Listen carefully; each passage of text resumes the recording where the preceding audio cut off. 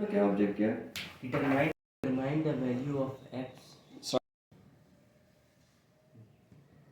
The Value of x value of x in in 6.3 gram 6.3 grams COOH twice. COOH twice है ना।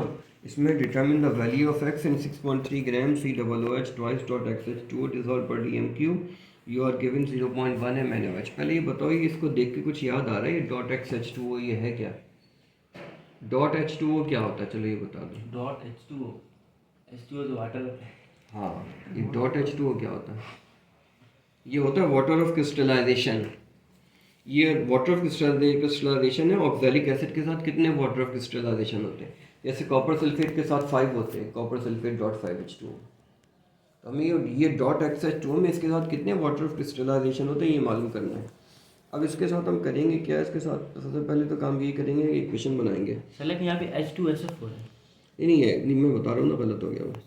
ये है सी, देखो ये COOH ट्वाइस कैसा होता है? ये होता है C डबल बॉन्ड OOH और ये C डबल बॉन्ड OOH ऐसा होता है डॉट XH2O। यानी अभी हमें नहीं मालूम कि इसके साथ कितने वाटर हैं।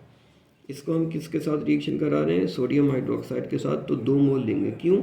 यहाँ से 2 OH आएंगे और यहाँ से 2 H आएंगे। ठीक है ना, डाइप्रोटिक एसिड है। अब क्या बनेगा? 2 मोल वाटर बनेंगे। 2 मोल वाटर बनेंगे और x तो पहले से ही थे, तो ये कितने हो जाएंगे? ये हो जाएंगे x प्लस 2 x प्लस 2 मोल वाटर हो जाएंगे। और क्या बनेगा? COONA twice. ठीक है, COOH ट्वाइस से क्या बन गया? COONA ट्वाइस बन गया। अब यहाँ पे मोलैरिटी ऑफ एसिड जो है ना, मोलैरिटी ऑफ एसिड जो है वो हमें दी हुई नहीं है। और मोलैरिटी ऑफ बेस जो है वो क्या है? 0.1 m है बेस की मोलैरिटी। और number of mole of acid जो है वो यूज़ रिएक्ट कर रहे हैं 1 मोल।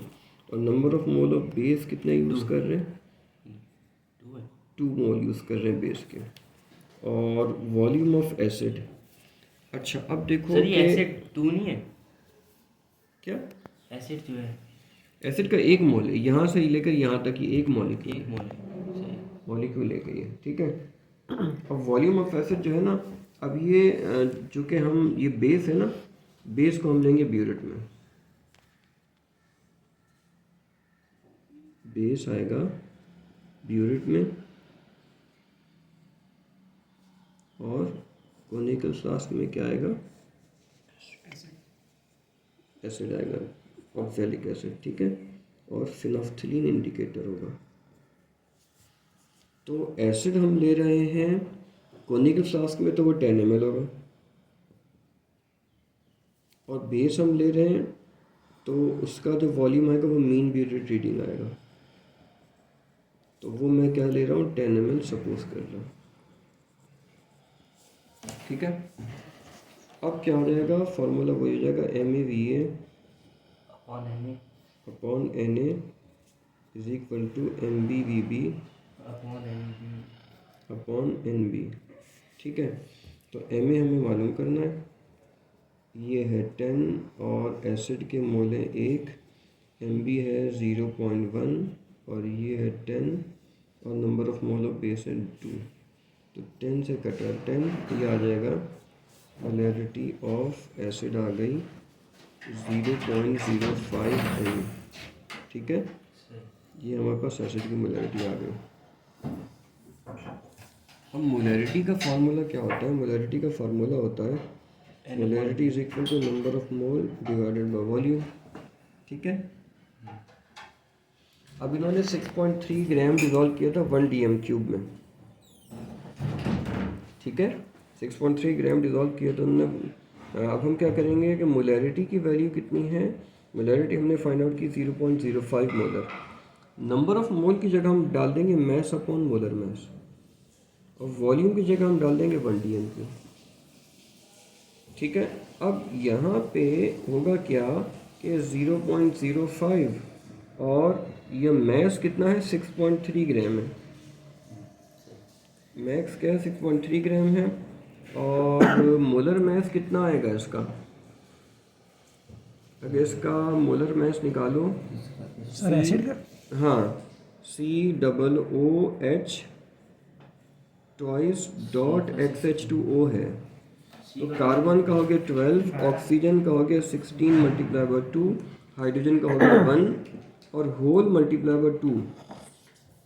ये होल को 2 से मल्टीप्लाई करना है क्योंकि ट्वाइस है।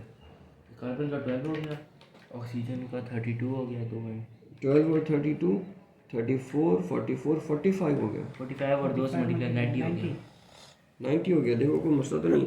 12 और 32 32 34 44 45 और 90, ये हो गया 90 प्लस XH2O सर इसका नहीं निकालेंगे X2 और प्लस x मल्टीप्लाई बाई 18। हाँ, x मल्टीप्लाई बाई 18।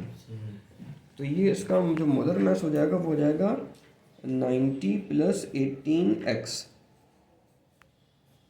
ठीक है। अब अगर एक वाटर हो तो 90 प्लस 18 हो जाएगा, 2 वाटर हो तो 90 प्लस 36 हो जाएगा। ठीक है ना। यहाँ हमारे जो स्टूडेंट है ना प्लस की जगह मल्टीप्लाई लगा देते हैं, हालांकि ऐसा नहीं है। प्लस हो गया। एक वाटर हुआ तो 90 प्लस 18 और x की जगह 1 आ जाएगा, और 2 वाटर हुआ तो x की जगह 2 आ जाएगा, 90 प्लस 36। अब यहाँ पे एक ही अननोन है।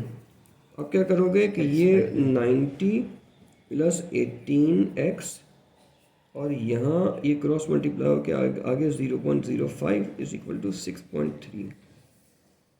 ठीक है। अब 0.05 को 90 से मल्टीप्लाई करोगे तो कितना हो जाएगा? 0.05 0.05 को 90 से मल्टीप्लाई करो,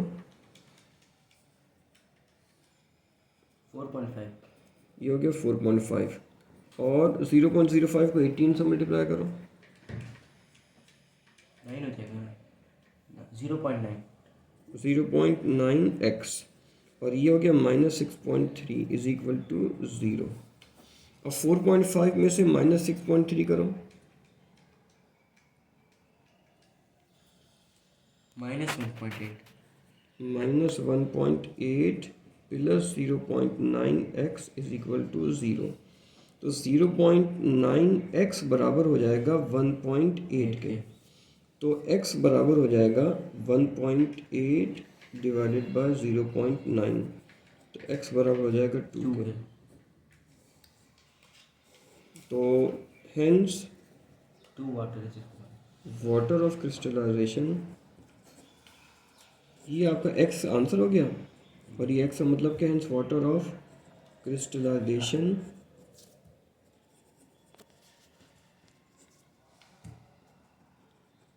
इज 2।